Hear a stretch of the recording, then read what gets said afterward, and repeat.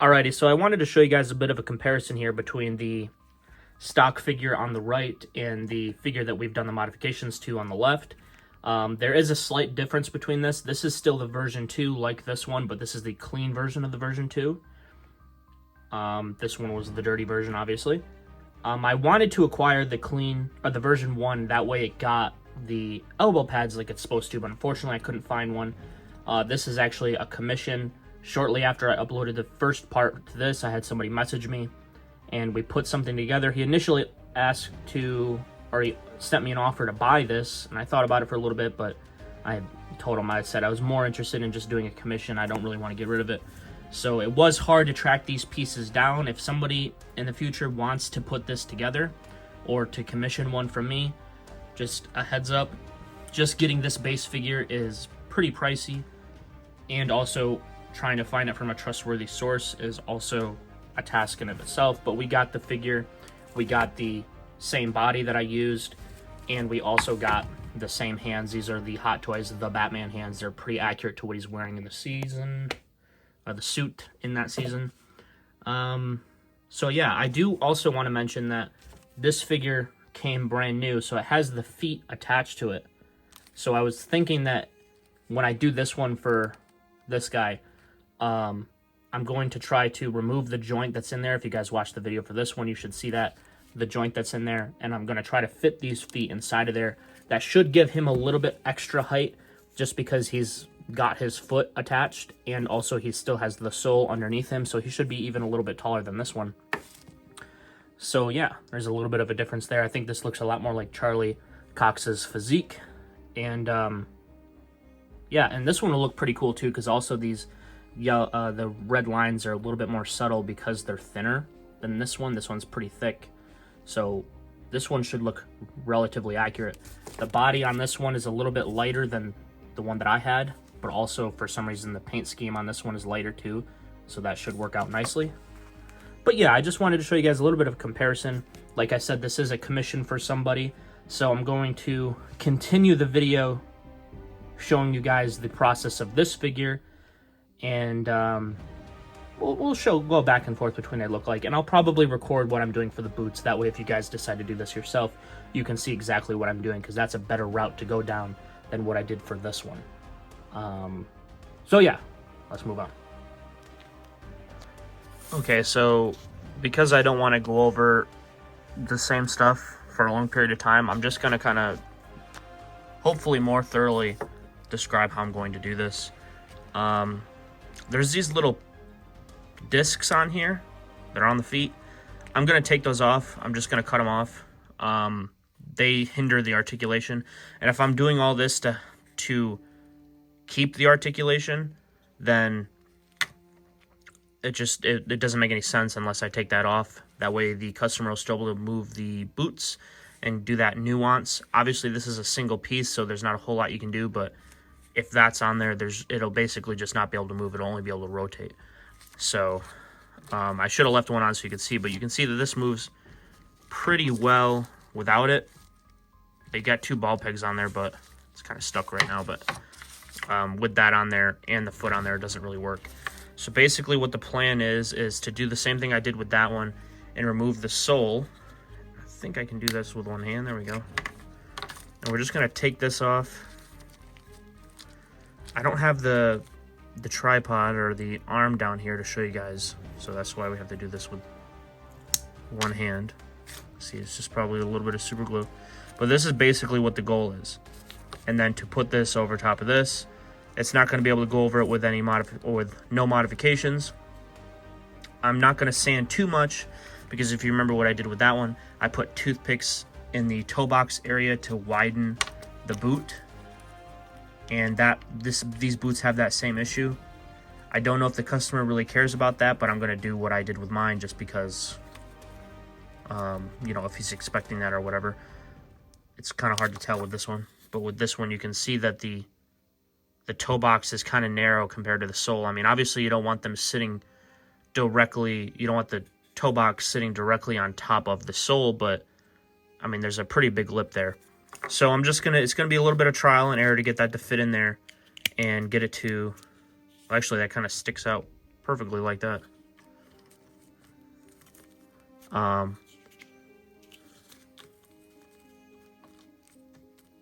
Maybe we'll just have to sand the top of the foot. We might just have to do that. That way it can sit up in there further. I don't know. It might not take as much modification as I thought. So yeah, that's the plan. I'll update you accordingly. I'm not going to do it all on camera because I don't got the ability to do that right now. So just never mind that. All right. Alrighty. So here is the foot, or the sole. Get this in frame. Here's the sole. I cut off one of these. I was able to just use an X-Acto knife. I was able to cut through it quite nicely. It likes to spin though. But yeah, it's pretty soft. And you can just spread it off of there. But yeah, this is going to move a lot more freely now. It's a little bit tight, like I said, but it should be okay. It's nice and strong. So what I've done here is I took the foot and I sanded off the bottom of it a little bit just to get it a little flatter. And I sanded the inside of it. And then I also, once again, added the toothpicks like I did with that one to widen the toe box. And I only added a little bit of glue to the, see if I can zoom this in a little bit. I only added a little bit of glue where it meets the shoes and where it meets that toe right there. I haven't glued the foot in just yet. I'm gonna add a whole bunch of glue to the bottom and the rim of the shoe once I'm ready to glue it down. But you'll be able to see here that, you know, for the most part, it'll look pretty nice. I just don't want to mess with it right now. I'm gonna wait till it dries. But yeah, so that'll work out. And then I got the ring off, so this should all work nicely. The foot will be able to, or the ball joint will be able to connect to the foot. A nice strong base, something that I really wanted that one to have, and it's fine, but again, it doesn't have the articulation now. So yeah, I think this will be pretty cool. I just gotta kind of slather it up down here with glue because, I mean, as you guys seen, I was able to just pull the sole off with just one hand. So, and then this too. So these things could break relatively easy before, especially if it fell off a shelf. So I want to try to avoid that. I'm going to try to, actually, probably, this already got some sanding on the bottom, but I'll probably do a little bit of sanding on here just to scratch up the surface. That's something that you want to keep in mind if you're doing this yourself. So yeah, let's move on. Alrighty guys, so here you can see the two figures are essentially at the same spot. This one is lacking the brace spray that I did on this one, just because I mostly did that to dull down some of the dirt. Also, the customer said that he likes the red lines being more noticeable. I dulled mine down. This is probably just a little bit too much. It also looks darker on camera than it does in person. It may be a little bit too much. I'll show you guys some pictures. I'll throw them up so you guys can see in the actual show. It's really hard to tell. So it's very hard to tell, and also it's really dark in the show, and he gets dirty and stuff like that. So the red's not very pronounced, so I dulled mine down. He does not want that. So you can see that the red is pronounced over here. Also, he got a little bit of height out of him by the way that I did the legs.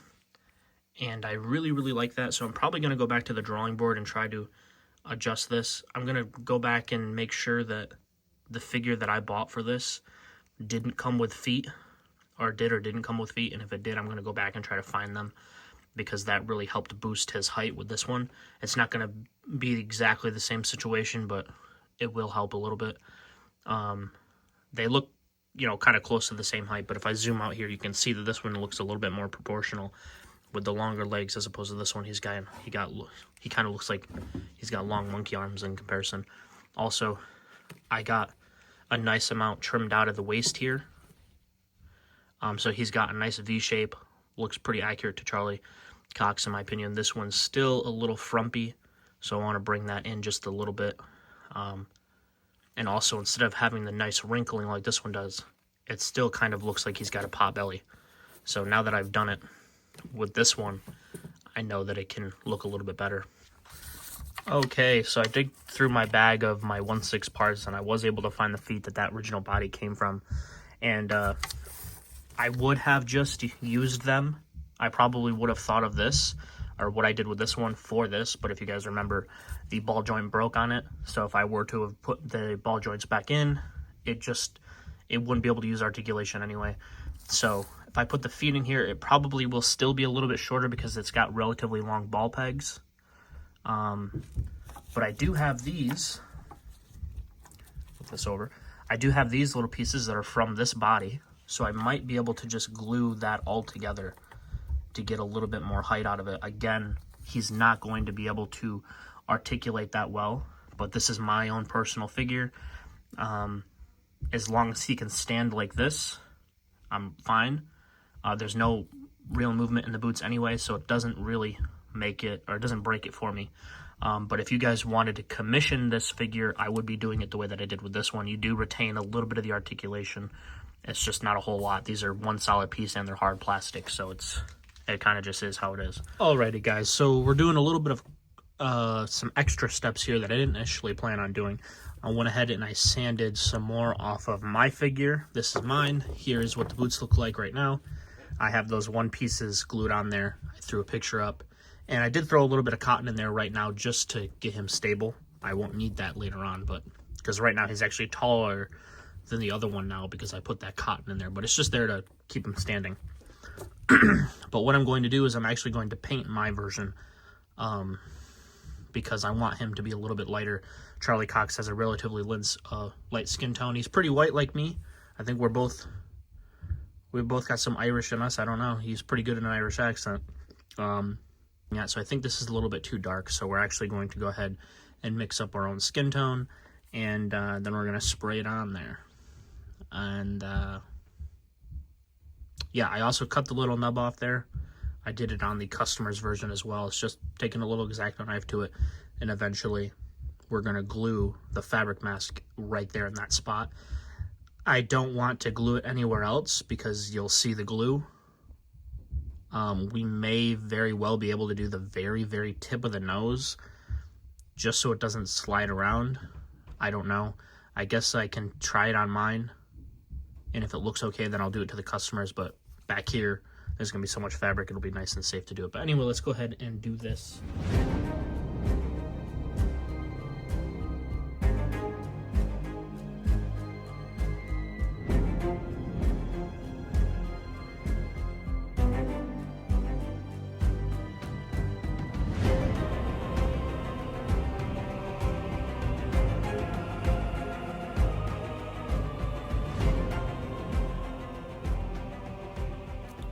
So here is the head and the neck all painted with the base skin tone.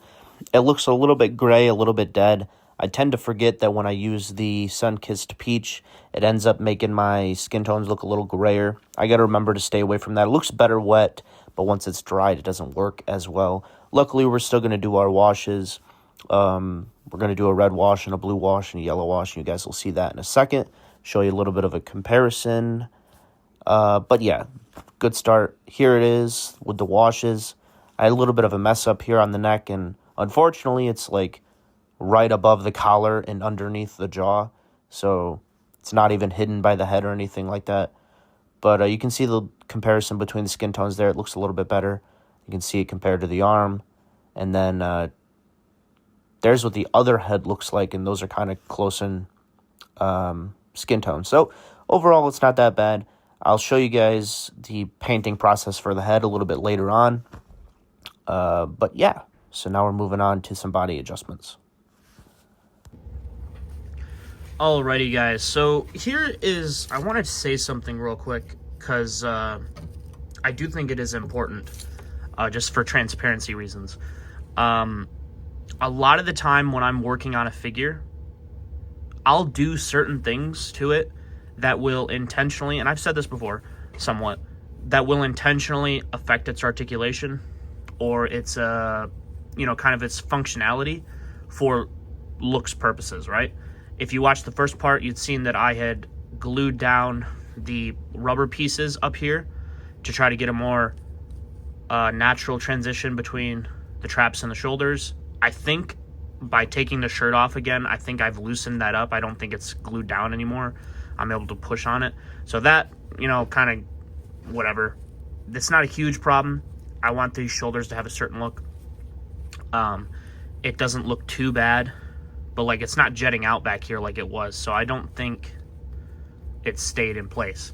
But I've done that somewhere else as well. I've trimmed out a lot of the waist to try to get this to look a certain way. And I think it's just that the shirt is probably a little bit more stretched out than this one is. This one's sitting very naturally, and it's got a little bit of a natural wrinkle to it. I only put this on one time. I took it off. The original figure was basically brand new. The tape was cut, but it smells brand new. It looked brand new. This was a used figure, and then I've taken this shirt on and off this body several times. So I think it's just a combination of it being an older figure and it being the shirt keeps getting stretched that I wasn't able to get it to sit as naturally. But I've taken the waist in a lot to try to get it to look a certain way, and it still wasn't working. So basically what I've done is I've glued down, I was comfortable gluing the sides because there is this screen printing here, so you can't see it. But I've glued down the sides a little bit here just to hold this down, right? And that keeps the shirt down around this area where this area right here can affect the pants a little bit. But then I've taken this and I've glued this this part up high. That way it all stays down where it needs to be, but it still allows me to get natural wrinkles in the outfit, right? I still have room for that. And I've done the same thing back here where I've kind of glued it a little bit high. I know it looks a little bit weird. It's a little silly looking, but it's going to make the figure look more natural. And that's kind of what I'm getting at, is I care mostly about the figure looking accurate and natural. I don't care about it being able to pose. So for an example, of course this is got to be a little strange, right? Now if I was a company, right, and I'm making a figure, then I would probably do it the way that Hot Heart did it before, and you would pull the pants all the way up, get it all the way up here, right, and you buckle it down. This is not what he looks like in the show. He doesn't look like Harry High Pants, right? Charlie Cox has somewhat of a long torso. The problem is when you bring the pants down to where they probably should be, as you can see, they don't really want to stay buttoned because they're not meant to have such a narrow or such a wide opening. They're meant to be hiked up, right? So when you start to kind of position them where they should be, it becomes a problem. Now for myself, what I plan to do is I'm going to get the pants in the spot that I want them to be, which is kind of like this, where they're drooping down a little bit. Because if you look at kind of the way that he looks when he's going to fight Nobu, his pants are hanging down a little bit. You know, they're not super tight, probably more for comfortability reasons. And then you got it kind of on the butt, right? And this allows me to pull the shirt up and have those natural wrinkles. You can still see some ab definition, and I'll show some pictures to kind of show what I'm trying to resemble here, or what I'm trying to replicate. I guess I didn't really need to correct myself with that, but whatever. So we got the natural wrinkles. You can see the ab definition. The pants are sitting the way that I want them to, and the kind of dip right here in the sculpt isn't affecting the pants, right? And they're all the way closed. So for me, how I would achieve this is I would glue it down right here. That way I don't have to worry about the pants slipping. And then I would glue this right here. And that's going to get me that natural look. That's going to affect the articulation in some way. You know, the things are going to be more static, and they're not going to be able to move. It's going to basically turn into a statue, which I have no problem with. It's more accurate. I'm trying to get it as realistic as possible. Sometimes things need to have a natural look, in my opinion, to look more accurate. The problem comes in when I have people watching my videos and they want to replicate something like this. Or when I'm doing it for a customer. Now, this is the same body. This is the same outfit. And you can see that this one looks a little bit more natural. His shoulders are pulled down. And the problem with pulling the shoulders down is it actually pinches in this rubber piece right here, and I think that's a little obnoxious. I don't think it's super noticeable. I think the overall silhouette looks better than, you know, being able to tell that I mean, even it does it on this one too, where the pecs are kind of pinched in. But like the belt, you can see where the pants are trying to sit in that area and the shirt's not staying down, right? This is an instance where I have to kind of talk to my customer and figure out what he's okay with and what he's not okay with, because for me, this looks great. The pants are sitting in a natural way. They're buttoned as much as they can. It could be more, but the belt's going to be on. It doesn't matter. This is what I would do. The pants are on the butt. You know, it doesn't look like he's sagging or anything like that. I think this looks good. But this is kind of a permanent thing to do. So I got to decide, and you got to decide if you want to do this yourself, if you have the pieces to do this yourself. You guys got to decide whether you're willing to part with realism over function, or if you just want it to kind of turn into a statue, right? So I don't know. That's just something I want to bring up. Like I said, for transparency reasons, this video is going to be a little bit longer than I wanted to because I keep stopping and talking. But I think this looks more accurate. Once again, trying to knock the runtime down on this video. Here's a little bit of a shorter explanation. On the left, you can see my figure, and on the right, you can see the customers. On the left, I think my figure looks a little bit more natural with the pants, the way that it's positioned. So I ended up messaging the customer, and he was down for it. He doesn't care about the articulation, so we went ahead and did that, and you guys will see that later on. But now we're going to go ahead and take a look at the boots. We're just going to do a little bit of a quick wash on the...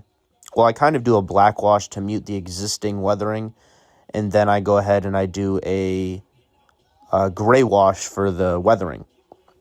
And the Bates boots, they don't really have any silver details or anything like that, so it's just kind of, you know, here or there, what do you do with it? You know, there's like technically you could do a different color black if you wanted to, but there's nothing really that much to kind of go over with it. So, yeah, you guys will just see that. Alrighty, so now we're kind of going back over to the head sculpt, doing a heavy red wash here, trying to get a lot of the pinkness into there. And then we kind of go over with I think that's the blue one. Yeah, that's the blue one. Then we're going to go ahead and do a yellow wash. Nope, that was yellow. I don't know. I don't remember what order I did it in. But yeah, you know, you just do the red gets the pinkness in the skin, and the blue is supposed to kind of resemble blood under the skin, you know, your veins and stuff. And then yellow is just a little bit of warmth. But yeah, looks like now I'm doing the yellow. So yeah, it's not too much of a complicated process. You can do some speckling if you wanted to too, but I'm still a little bit nervous when it comes to the speckling. And then here we're going to take a look at kind of where we're at. So let me go ahead and shut up. Alrighty, so we are back to it. I'm working on the belt currently. And I did do some work to my figure. And I eventually decided that I wanted to go into a different route. The belt that they give you is it's supposed to resemble a leather-esque belt. And they give you this belt buckle. And this isn't really accurate. The belt that he wears in the show is kind of like a classic canvasy type belt with the metal buckle. You kind of slide it in one side, and then there's so like pretend this is the face of the belt buckle. There's a kind of a lever or whatever you want to call it that you have on the top and bottom, and you push it over to the side to lock it. That's the kind of belt that he has, and this doesn't really match that. So my first step, I don't know where it went. I lost it somewhere. My first step was to cut this down and sand it up and get it to look more accurate to the kind of belt buckle that he has. And I would show you that right now, but I can't find it. Oh. Okay, so here's the start of that. As you can see, it's considerably smaller. And the problem we run into is that this belt, like I've said with the pants before, the belt is not long enough to go around the pants. And if you don't really care about it too much, you can get it to work. I stretched this out. That's why it looks so wrinkly. I stretched that out, and also I'm using the underside because it looks more like a canvasy belt. It has this fabric on it, and that's what you see here. I stretched it out, and you can see where I had it glued on my figure. This is mine, this is the customer's. I had it stretched out, and I had it glued down, and the problem is that you have these little notches here where the belt goes into, and that is all fine and dandy, but the problem is the belt's not long enough to reach those holes. So I can either just glue the belt buckle on top, and you see those holes on either side, or I have to figure out another solution. So I could continue to try to work it and try to stretch the belt out, but I just don't think it's going to work. This one I've already started stretching, and if I were to glue it down, it would be about where that one was. And I might unglue the pants here and remove the Velcro because it's not quite as flat as I would like it to be. As you can see, it sticks out, a bit of a bump there. This one's much smoother, so I think it'll look a lot better in the end, so I might undo that and try to remove that. But anyway, also when you're looking at the set photos or just production stills or whatever you want to call them, the belt that he's wearing does go off to the side, and it has the metal clasp on the end. And if I want it to be accurate, that is a cool detail to implement. You can see the length of the belt. Instead of the belt just disappearing into itself, you can see the end of it off, and it's got a little piece of metal on it. That would be cool. So I try to figure out some different ways to get what I want. And I've ultimately decided that I'm going to have to sacrifice my belt for his figure. And I haven't decided how I'm going to cut it yet because I don't want the belt to stick out too far. I don't want a bunch of pieces overlapping on each other, especially on this one. So I might cut this just past or just before the where the belt buckle would rest, and then I would have the piece go all the way across to the other side and then put the belt buckle on top of that. Something along those lines. And I would just use my belt. So where does that leave us? Well, I need a belt for my figure. And I also considered swapping around the straps on these because they are somewhat long, and trying to do a different combination, but I ultimately don't want to risk losing those either. So this is going to seem a little hodgepodgey, Mod Podgy, slapped together or whatever. I don't know. But I have this. This is a backpack from my Mezco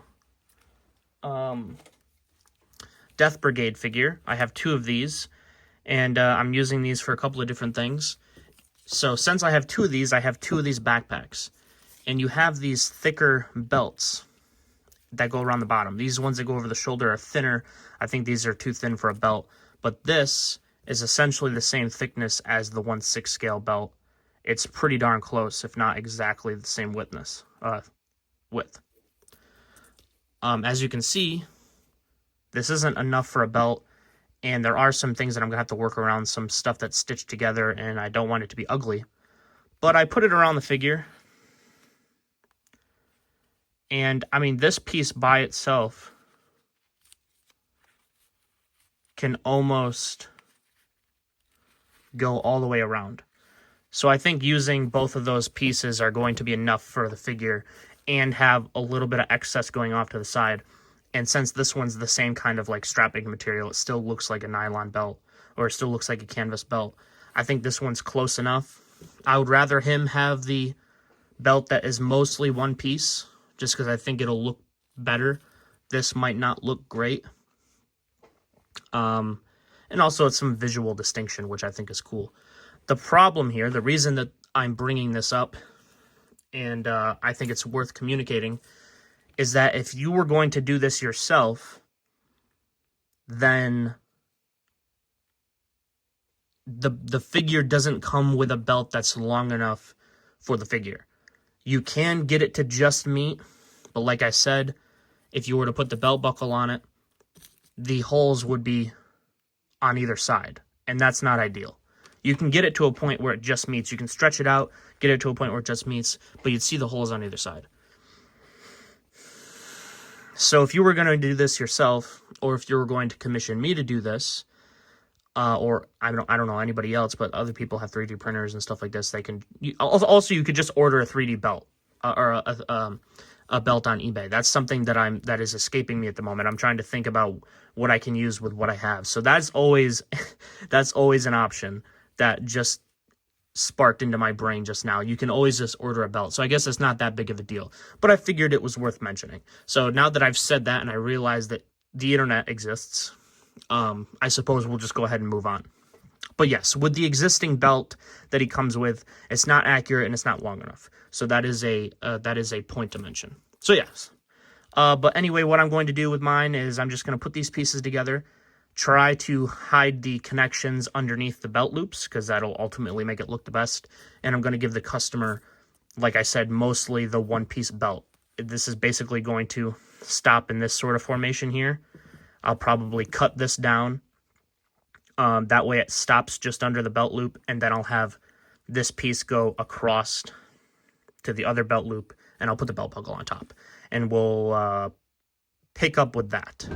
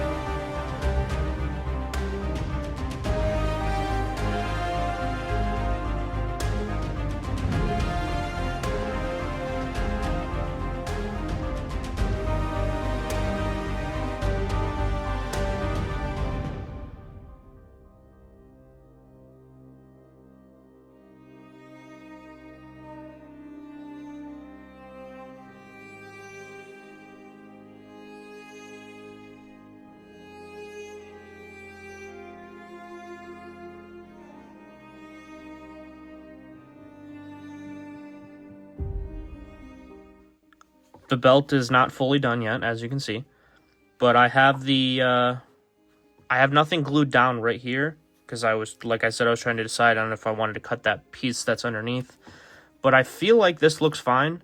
There should be some natural bulk to it just because it is a belt buckle. You know, it doesn't need to be completely flat. I feel like this looks pretty proportionate. I'm going to cut that nub off of it, but I feel like that's fine. I know it's not the easiest way to see, but I feel like it looks okay.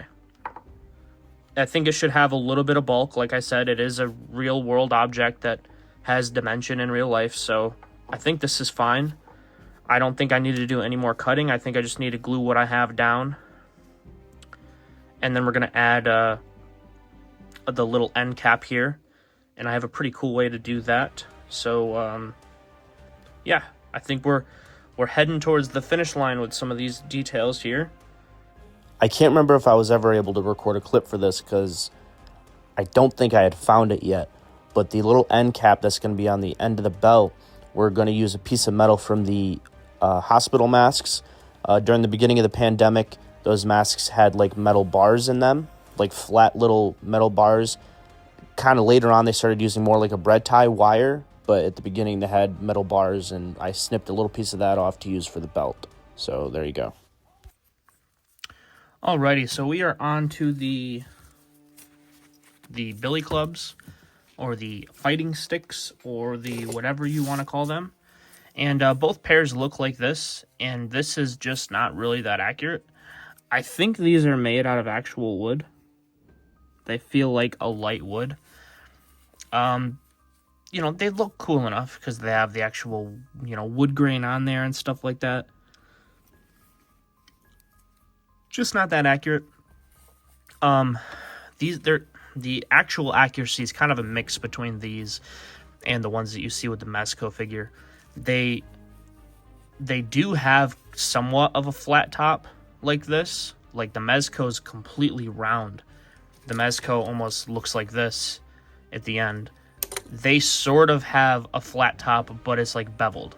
You know, it's kind of looks like it's chewed up at the ends or whatever. It's got a slight bevel. Looks like sort of like the end of a round mallet. So it's still somewhat flat, but it's not pointed. Like it doesn't have a sharp 90-degree angle at the corner. Where the two sides meet. Whatever. You guys can see what I'm saying. And also just like the general color is closer to raw wood, like this toothpick. So I don't think we're going to have to do a whole lot to this other than sanding. If we sand it, it should bring out the natural color, which I'm assuming is somewhat like this. And then we just got to sand around the tips here. So to get it to have more of a bevel, I'll do one and then I'll probably just do both and then I'll show you the comparison between the other pair that I have. And another thing, this is probably going to seem like a stupid detail, but I think it just adds to it. If you put these in, they stick up this far. They don't stick up as far as they need to. And also this doesn't look enough like a pouch. So in order to get this kind of sticking up where I want it to, I'm basically going to pull them to the area where I think it looks good. And then I'm basically just going to make it so this can't close anymore. Or it can't go down any further. Something like this. I don't know if it's supposed to stick up this far, but you guys get the idea. And I don't want to necessarily use glue because I don't want it to make the fabric. I don't want it to be noticeable on the fabric. It may or may not work. It's somewhat thick, somewhat of a thick material. I don't know, but we'll see on that. So first things first, we're gonna mess with the billy clubs. So I'm probably just gonna take some of my 400 grit. I have a few sheets of this, and we're just gonna see how that looks.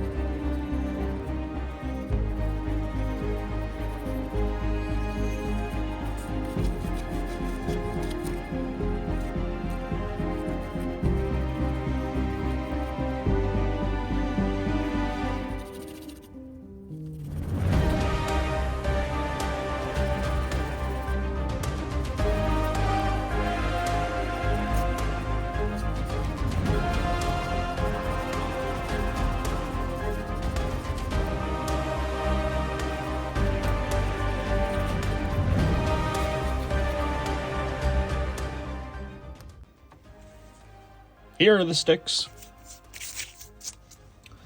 Yeah, this is kind of what I was talking about. Is still a little dark on the end here. I mean, you can see how it's not completely rounded. It's still supposed to have a flat end for the most part, but it's got a little bit of a bevel. I did try to test around with hitting the one with a lighter, just to kind of get it to look a little bit dirty, but not like, I don't want to paint it, but just kind of make it look like a spot where it'd be getting hit and stuff like that, kind of mushroomed up. And it's just kind of like wiping off, so whatever. As for a little bit of a comparison, there's that for you. Same stick, just a little bit of extra love. Also, the one thing that I noticed is that I basically have this belt. I basically have this holster in the right spot, and his batons, they sit around the belt area, and you can see that this can go all the way down there. So they're essentially, what the problem is that they're just a little bit too small. Eventually down the road, I might give mine other sticks, but for the customer, these are fine. I have a solution for this. If he takes them out and wants to use them, then they might look a little bit too short. I don't know. But as far as getting them the right height on the holster, I'm just going to use this little piece of foam. It was inside the backpack we were talking about earlier. And we're just going to create a little thin strip.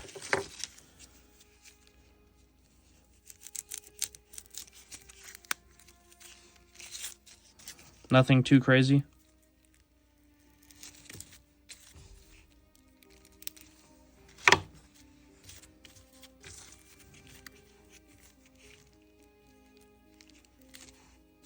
Roughly the same height.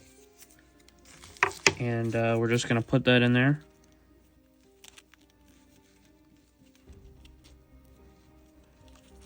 Now, if you really wanted to, you could add an angle to it, make it look like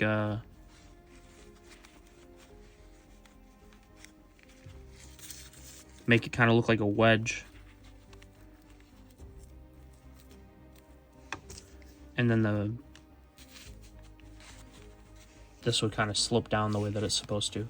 But once you get this where it's supposed to be, tighten it down. I like to tighten the big one mostly. The other one I don't really like to tighten that. But you have it kind of sitting at the top of the belt where it's supposed to, and the batons look like they're the appropriate height. Zoom out a little bit. You can see that. So I think it's definitely coming along. Just a little bit of foam in there. Get them to look a little bit longer.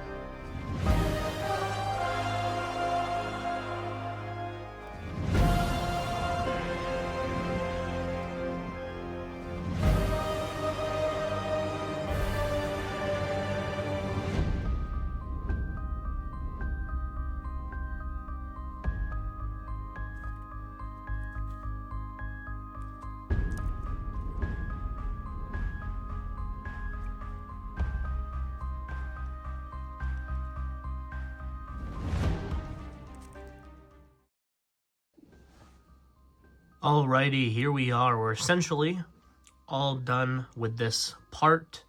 Unfortunately, I had to record this a little bit in advance. My specific figure is not done. I have a few more things that I want to do to it. The face paint is not quite done, and there's a couple of things in the arms that need to be done yet. But I'm shipping out the customer's figure today. His is done, and I guess we can just kind of go over some of the differences that you see. Mine's a little bit more dirty because that's kind of the look that I'm going for, and I'm going to be eventually doing the Nobu battle damage. And yeah, so mine has a little bit more of a brown kind of tinge to it because there's a lot of dust and grime on mine. His is a little bit more stock. Also, mine has much different face because I ended up repainting my face because I thought it was too dark. I repainted the lips on his because there was a weird black line through the lips, but I thought the facial hair looked okay, and I'm not great at a 5 o'clock shadow anyway, so I figured I'd stay away from that. The only thing that I do want to mention real quick is that I added the little tabs on the end of the belt here. I did that on both of them. I think that adds a little bit of realism there. What those are from is this. This is a little strip of metal. You can get these from the hospital masks. I obtained a whole bunch of these when I was working at the nursing facility because we had to wear our masks during the pandemic. And I don't know if they put these back in, but for a while they stopped using these. They started using regular bread ties because obviously the masks were being produced at a higher frequency. So I imagine that's the reason they stopped using these, because they're probably more expensive than just regular bread ties with that's just a wire. So I used these, and I made it a little bit thinner, as you can see. I left that on there so you can see the dimension right there.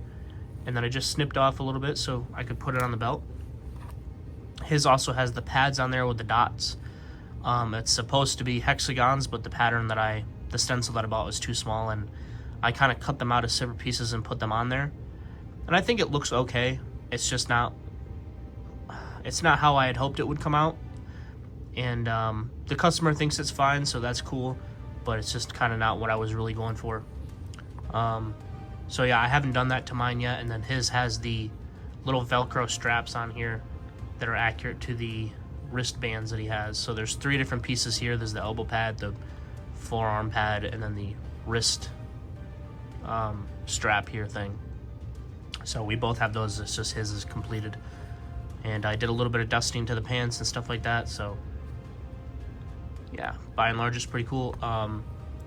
I did sand off the kind of notch, the little thing that was on the original Batman hands. And that should be in the video once I do mine. So you guys should already know about that. But yeah, that's pretty much it. There will be another clip once mine's completely done, at least for this stage, and then we'll obviously do the next part where I do the battle damage and stuff. But I just wanted to show you guys these together. You can kind of see where they're at. So yeah, I'll throw up some pictures so you guys can see more of a side-by-side comparison and stuff like that. So let's continue. So unfortunately, this is kind of where we're going to leave off for this part. This video is kind of a mess, and that's why I've been sitting on it for a while. I have a lot of footage of just me talking and not a lot of me actually doing stuff, and it just became very overwhelming to edit. I had about 80 minutes of footage, and I didn't even have the footage of me making the armbands, and I kind of glossed over that. I intended on making one for myself or for the customer, and then doing the second one on camera once I figured out the way that I was going to do it. Some of my footage got messed up, and it's not how I would like to do this in the future. It's a little bit too much talking, and I like to do the trial and error type thing, but right now it's too much. So I apologize for that. I just wanted to be able to get this video out so you guys could see some of the process. The next video, the part 3, will be a lot more. It'll be cleaner. The videos coming forward, I have a lot of I have a better understanding of what to do for these videos. I like to have the longer videos, but it can't be just filled with me talking. So yeah, that's pretty much it. I hope you guys enjoyed the video for the most part. If you liked the video, hit the like button, subscribe, notification bell, and of course, oh, my goodness, I can't even remember how to say my lines. Until next time, true believers.